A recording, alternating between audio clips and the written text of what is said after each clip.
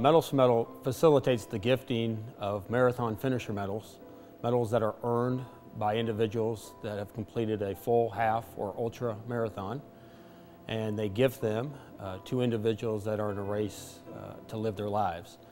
They're dealing with chronic illnesses, debilitating disease, somebody that is facing challenges.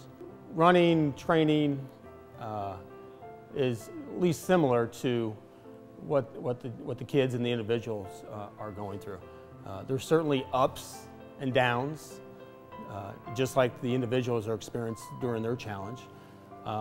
Usually it's long. Most of our recipients will be in the hospital for at least 10 months. It takes 16 weeks to train for a marathon, so it's a long process. There's a start and there's a finish line at both. So I think there's quite a few parallels in the race that we're running and the race that our individuals are to win to live their lives. You know, all this is really bittersweet. You know, we can't wait for the day that Medals for Medal closes shop because there's not a need, but there is, and we presented our first medal the summer of 2009 to Adam Carter. And this past fall, we just presented our 200th medal. Our first recipient, Adam Carter, when we presented that medal to him, was extremely special.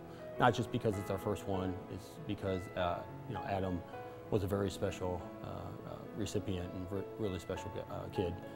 His first original, he found his tumor originally. That was back in January of '09. He had some spots on his lungs, so that's when we knew the cancer had metastasized.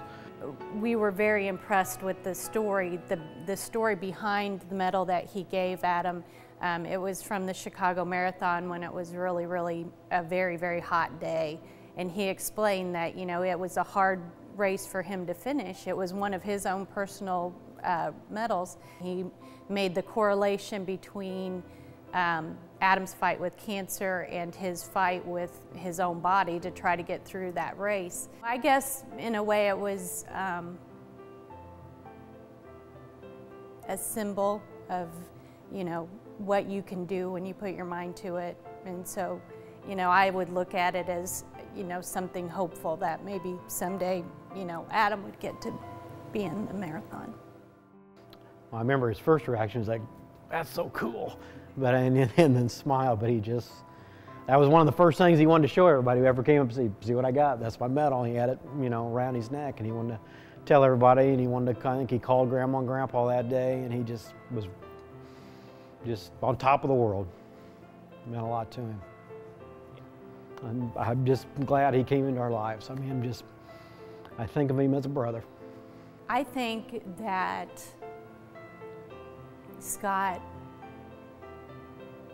he really cares about people, and I think that this is just one way he can reach out to people and can make a difference with, you know, children that are going through different battles, and, you know, he's trying to be supportive to a group that sometimes needs a little extra support.